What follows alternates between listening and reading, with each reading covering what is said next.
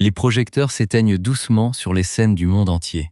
laissant place à un silence lourd de sens. Une atmosphère presque mystique où les légendes de la musique moderne semblent parfois défier les lois de la nature et du temps qui passe. Depuis des décennies, le public se presse en masse pour admirer ces icônes intemporelles qui ont bercé des générations entières, acceptant sans ciller le coût exorbitant des billets pour avoir la chance ultime de vibrer une dernière fois au rythme des succès qui ont marqué leur propre existence. C'est une communion unique, un pacte invisible et sacré scellé entre un artiste et ses admirateurs, où la loyauté des fans nourrit l'ego et la longévité de la star, tandis que cette dernière offre son âme, son énergie et sa santé sur l'autel de la performance scénique. Pourtant, derrière les sourires de façade, les costumes pailletés et les refrains entraînants repris en chœur par des milliers de voix passionnées, se cache une réalité bien plus sombre et fragile, celle du déclin physique inéluctable, que même la gloire la plus éclatante ne peut éternellement repousser.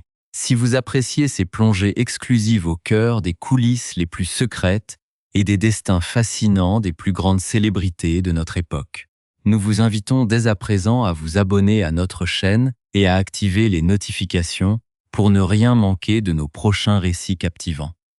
En ce début d'été, l'univers du spectacle retient son souffle face à un événement qui soulève de profondes interrogations sur les limites de l'endurance humaine et sur la responsabilité morale des idoles face à leur public dévoué. L'histoire que nous vous proposons de suivre aujourd'hui est celle d'un artiste légendaire. Un homme dont la crinière blonde et la voix éraillée si caractéristiques ont conquis la planète entière, mais qui se retrouve aujourd'hui au centre d'une tempête médiatique sans précédent, tiraillé entre l'épuisement de son corps octogénaire et ses désirs personnels. Tout a commencé par une annulation brutale, un de ces moments redoutés par tous les amateurs de concerts, où l'excitation de la fête se transforme instantanément en une immense déception collective, alors que la foule s'apprête déjà à franchir les portes de l'arène. Les rumeurs ont immédiatement commencé à enfler, alimentées par la rapidité des réseaux sociaux, où la stupeur a rapidement fait place à l'incompréhension générale. Puis, à une colère noire lorsque des images surprenantes de la star sont apparues à l'autre bout du pays à peine quelques heures plus tard. Comment un homme déclaré trop malade pour chanter et honorer ses engagements professionnels a-t-il pu trouver la force de traverser le continent à bord d'un jet privé pour s'adonner à l'une de ses passions de toujours, sous les yeux ébahis de ses admirateurs lésés? Cette apparente contradiction a mis le feu aux poudres, brisant le lien de confiance si précieux qui unissait ce monument de la musique à sa communauté depuis plus de 50 ans de carrière ininterrompue. Les commentaires acerbes ont envahi l'espace numérique, pointant du doigt ce que beaucoup ont qualifié de manque total de respect et de désinvolture de la part d'une idole, devenue inaccessible aux réalités des gens ordinaires qui sacrifient parfois leurs économies pour l'applaudir. Mais le véritable drame s'est noué quelques jours plus tard, lorsque l'artiste a décidé de forcer le destin et de remonter sur scène, malgré les avertissements de son entourage et les signaux d'alarme évidents envoyés par son propre organisme en souffrance. Ce qui devait être un triomphe et une rédemption devant un public impatient s'est transformé en un spectacle poignant et terrifiant, mettant en lumière la vulnérabilité extrême d'une icône vacillante face au poids des années. Au milieu des projecteurs de Salt Lake City, la réalité a cruellement rattrapé le mythe, offrant aux spectateurs présents une scène d'une intensité dramatique rare, où la frontière entre le professionnalisme héroïque et l'obstination déraisonnable est devenue cruellement floue, plongeant la salle entière dans une angoisse palpable que personne n'est prêt d'oublier. Le premier acte de ce drame moderne s'est joué le vendredi 11 juin dans la banlieue ensoleillée de San Diego, plus précisément au North Island Credit Union Amphitheater de Chula Vista, où des milliers de spectateurs s'étaient rassemblés, impatients de vivre ce qui s'annonçait comme l'un des moments forts de la tournée d'adieu intitulée One Last Time. L'ambiance était à la fête, les files d'attente s'étiraient le long de l'enceinte, et l'excitation était à son comble lorsque la nouvelle est tombée comme un coup près, figeant la foule dans un état de stupeur incrédule. Par le biais d'un communiqué officiel publié en urgence sur les réseaux sociaux, l'équipe médicale et le management de la star ont annoncé le cœur lourd que le concert était purement et simplement annulé pour des raisons de santé majeures. Les explications fournies se voulaient rassurantes mais sans équivoque, précisant que l'artiste s'était pourtant déplacé jusqu'à la salle de spectacle et avait fait absolument tous les efforts imaginables pour pouvoir monter sur scène et assurer sa performance, mais que ses médecins personnels lui avaient imposé un repos immédiat après le diagnostic d'une infection aiguë des voies respiratoires supérieures, ayant malheureusement évolué en une laryngitis sévère, rendant toute performance vocale totalement impossible. Pour tenter d'apaiser la frustration grandissante de ses admirateurs, le chanteur octogénaire a lui-même publié un message sur son propre compte Instagram, accompagné d'une photographie particulièrement mélancolique, le montrant debout, seul et visiblement abattu, au milieu de la gigantesque scène vide, alors que les techniciens s'affairaient déjà en arrière-plan à démonter les structures métalliques et les jeux de lumière. Dans ce texte, il expliquait être présent à Chula Vista et constater avec amertume le démontage du décor autour de lui, affirmant que si les traitements médicaux commençaient à faire de l'effet sur son état général, sa voix, elle, restait totalement éteinte, avant de présenter ses excuses les plus sincères et de promettre de faire tout son possible pour reprogrammer cette date manquée au plus vite. Si la déception était immense pour les fans qui avaient parfois fait long déplacement et dépensé des sommes considérables en transport et en hébergement, la grande majorité d'entre eux s'est d'abord montrée compréhensive et bienveillante, estimant qu'à l'âge vénérable de 81 ans, la santé d'une telle légende de la musique devait impérativement passer avant le divertissement et les impératifs financiers. Cependant, cette vague de sympathie initiale allait s'effondrer de manière spectaculaire, moins de 24 heures plus tard, déclenchant un véritable séisme d'indignation et de colère sur l'ensemble des plateformes numériques. Le samedi, une nouvelle vidéo publiée sur le compte Instagram de l'artiste a mis le feu aux poudres, montrant la star de la pop-rock confortablement installée à bord d'un jet privé luxueux en compagnie de ses deux fils, Alastair, âgé de 20 ans, et Liam, âgé de 31 ans, tous les trois arborant des sourires radieux et une mine visiblement réjouie. La destination de ce vol transcontinental n'était autre que la ville de Boston, où la petite famille se rendait en urgence pour assister en direct, dans les tribunes au match de la Coupe du Monde de la FIFA, opposant l'équipe d'Écosse à celle d'Haïti. Quelques heures plus tard, les caméras de télévision et les spectateurs présents au stade ont pu apercevoir le chanteur au milieu de la foule, vibrant intensément, sautant de joie et célébrant avec ferveur la victoire historique de l'Écosse sur le score de 1-0. Pour les milliers de fans abandonnés la veille à San Diego, cette séquence d'images a été vécue comme une trahison d'une violence inouïe et un manque total de sincérité de la part de leur idole, provoquant un déversement immédiat de commentaires d'une rare virulence sous les publications de la star. Les internautes outrés n'ont pas mâché leurs mots, qualifiant ce retournement de situation de profondément malhonnête et soulignant l'incohérence flagrante d'un homme prétendument trop malade pour chanter pendant 2 heures, mais en parfaite santé, pour endurer un vol de plusieurs heures à travers tout le pays et crier sa joie dans un stade de football. Face à cette crise de relations publiques majeure, l'interprète de tant de tubes planétaires a choisi de garder le silence et de maintenir le cap de sa tournée en se rendant à l'étape suivante, prévue le samedi d'après à Salt Lake City, dans l'Utah, bien décidé à prouver à ses détracteurs qu'il possédait encore l'énergie nécessaire pour honorer ses engagements. C'est dans le cadre majestueux de l'Utah First Credit Union Amphitheatre, situé dans la banlieue de West Valley, que s'est déroulé le deuxième acte de cette affaire. Devant une arène comble, mais habitée par une atmosphère lourde de tension et d'interrogation. Dès les premières notes de musique, il est apparu évident à l'ensemble du public que le chanteur n'était pas au sommet de sa forme physique, sa voix d'ordinaire si puissante se révélant plus rauque et fragile que jamais, trahissant les stigmates persistants de son infection respiratoire récente. Au fil des chansons, la situation n'a fait que se détériorer de minute en minute, l'artiste montrant des signes extérieurs de fatigue intense, peinant à reprendre son souffle entre les morceaux et se déplaçant avec une lourdeur inhabituelle sur la vaste scène. Le point de rupture a finalement été atteint au beau milieu du concert, sous les yeux horrifiés des spectateurs et des membres de son groupe, lorsque le chanteur s'est soudainement arrêté de chanter pour se plier en deux, les mains appuyées sur ses genoux, dans une posture de détresse physique absolue, qui a instantanément figé le sang de l'assistance. D'un geste de la main de plus en plus fébrile et désespéré, il a fait signe à son équipe technique située dans les coulisses de lui apporter de toute urgence un équipement de secours bien particulier, une scène surréaliste que personne n'aurait pu imaginer.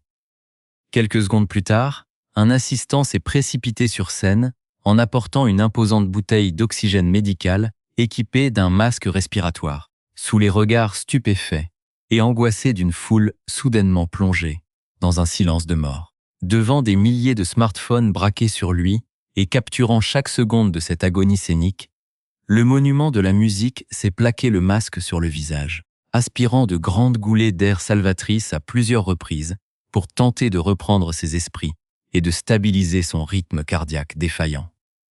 Dans le public, l'effroi a lentement laissé la place à un élan de solidarité et d'empathie. Certains spectateurs se mettant à hurler des messages de soutien chaleureux, tandis qu'une voix isolée mais parfaitement audible s'est écriée au milieu de la nuit de prendre une pause bien méritée. Après de longues minutes d'une tension insoutenable où le temps semblait s'être arrêté, l'artiste a fini par détacher le masque de son visage, révélant des traits marqués par l'effort et la souffrance, avant de s'adresser à la foule d'une voix terriblement brisée et éraillée pour confesser qu'il venait tout juste de s'évanouir sur le morceau précédent. Une déclaration choc qui a envoyé un frisson de terreur dans toute l'enceinte de l'amphithéâtre. La tension qui paralysait l'amphithéâtre de Salt Lake City a trouvé son dénouement dans un instant d'une pure théâtralité, d'une de ces scènes suspendues dans le temps qui forgent la légende des plus grands artistes de l'histoire moderne de la musique populaire. Face à la détresse évidente de leur idole chancelante, les spectateurs retenaient leur souffle, conscients d'assister à un moment de vérité brute où l'homme derrière la star se retrouvait totalement mis à nu, dépouillé des artifices du spectacle et confronté aux limites implacables de sa propre condition humaine. C'est alors que, rassemblant les dernières forces qui lui restaient au plus profond de son être, le chanteur s'est redressé face à la foule immense, a fixé l'horizon et a prononcé d'une voix rauque mais habitée par une détermination farouche cette phrase mythique qui résume à elle seule toute sa vie et sa philosophie: le spectacle doit continuer. Une profession de foi artistique qui a instantanément déclenché une explosion d'applaudissements et de cris d'admiration de la part d'un public conquis par tant de bravoure et d'abnégation professionnelle. Ne pouvant dissimuler sa faiblesse plus longtemps, il a humblement demandé à l'assistance s'ils acceptaient qu'il s'assoie pour interpréter le morceau suivant, avant de prendre place avec une infinie précaution sur l'une des marches menant au podium de ses musiciens, offrant ainsi l'image saisissante d'un roi déchu, mais toujours digne. Refusant de capituler devant la maladie et la fatigue accumulée au fil d'une existence passée sous les feux de la rampe. Cet épisode dramatique met en lumière toute la complexité et les paradoxes de la trajectoire exceptionnelle de ce monument de la chanson, un homme parti de rien dans les quartiers populaires de Londres est devenu, à force de travail, de talent brut et d'un charisme absolument hors du commun, l'un des artistes les plus vendus de tous les temps, avec plus de 250 millions de disques écoulés à travers le monde. Depuis ses débuts fracassants, au sein de formations légendaires à la fin des années 60, jusqu'à sa consécration en tant qu'artiste solo incontournable, il a traversé les décennies et les modes sans jamais perdre son public. Réinventant le rock, la pop et même le répertoire des grands standards américains, avec une aisance et une générosité qui forcent le respect de ses pairs. Sa longévité exceptionnelle sur scène, alors que la plupart de ses contemporains ont depuis longtemps pris une retraite bien méritée, s'explique par cet amour viscéral de la scène et ce besoin viscéral de ressentir l'adrénaline et la ferveur des foules, une dépendance sacrée qui le pousse aujourd'hui encore, à plus de 81 ans, à s'engager dans des tournées mondiales épuisantes pour les organismes les plus solides. Cette tournée mondiale One Last Time, entamée en 2024, avait été annoncée dès le départ comme l'ultime occasion pour les fans de saluer le maestro et de revivre une dernière fois la magie de ses hymnes intemporels. Un événement à forte charge émotionnelle qui explique pourquoi chaque annulation est vécue comme un drame absolu par ceux qui craignent de ne plus jamais revoir leur idole vivante sur une scène de concert. lors d'une récente entrevue accordée à une célèbre station de radio britannique. L'interprète avait d'ailleurs confié avec une pointe de nostalgie qu'il avait encore une quarantaine de dates programmées pour l'année en cours et qu'il achèverait probablement sa longue et prestigieuse carrière par une ultime série de concerts au Royaume-Uni, notamment dans la mythique arène de l'O2 à Londres, marquant ainsi la fin définitive d'une époque dorée pour l'histoire du rock mondial. L'incident de l'escapade à Boston pour assister au match de football de la Coupe du Monde de la FIFA prend une dimension toute particulière lorsque l'on connaît l'attachement indéfectible et presque obsessionnel que l'artiste a toujours voué au ballot, rond et à ses racines écossaises. Une passion qui l'a accompagné tout au long de sa vie, au point de faire installer des terrains de football privés dans ses propriétés et d'intégrer régulièrement des lancers de ballons dédicacés dans le rituel de ses spectacles. Pour lui, ce voyage transcontinental n'était pas une simple distraction ou un caprice de star fortuné, mais une communion patriotique et familiale essentielle auprès de ses enfants. Un moment de ferveur pure qu'il estimait indispensable à son propre équilibre personnel, quitte à commettre une terrible erreur de jugement en termes de communication envers ses fans les plus dévoués de la côte ouest. Cette dualité entre les devoirs professionnels d'une immense célébrité mondiale envers son public et les aspirations légitimes d'un homme âgé désireux de profiter de ses proches et de ses passions avant qu'il ne soit trop tard pose une question fondamentale sur le statut des idoles à notre époque moderne, où la transparence totale imposée par les réseaux sociaux ne laisse plus aucune place à la vie privée ou aux faiblesses humaines. La colère des spectateurs de San Diego, bien que parfaitement compréhensible au vu des sacrifices financiers consentis pour assister à l'événement, occulte parfois la réalité physique d'un homme de 81 ans qui, malgré toute sa bonne volonté et sa fortune immense, reste soumis aux mêmes lois biologiques et à la même fragilité immunitaire que le commun des mortels. En décidant de remonter sur scène à Salt Lake City au péril de sa propre santé, et en frôlant l'évanouissement devant des milliers de personnes, l'artiste a voulu envoyer un signal fort à sa communauté, une manière d'expiation publique et de démonstration de force pour prouver que son respect pour son public restait total et absolu, même si la méthode employée a pu sembler déraisonnable aux yeux des professionnels de la santé. Le dénouement de cette soirée mémorable de l'Utah, où le public est passé par toutes les émotions, de la terreur la plus profonde à l'enthousiasme le plus délirant, restera gravé dans les mémoires comme le témoignage bouleversant d'une époque qui s'achève lentement, celle des derniers géants du rock capables de mourir sur scène pour leur art et pour l'amour de leur public, alors que la tournée One Last Time se poursuit vers ses prochaines étapes à travers le continent nord-américain.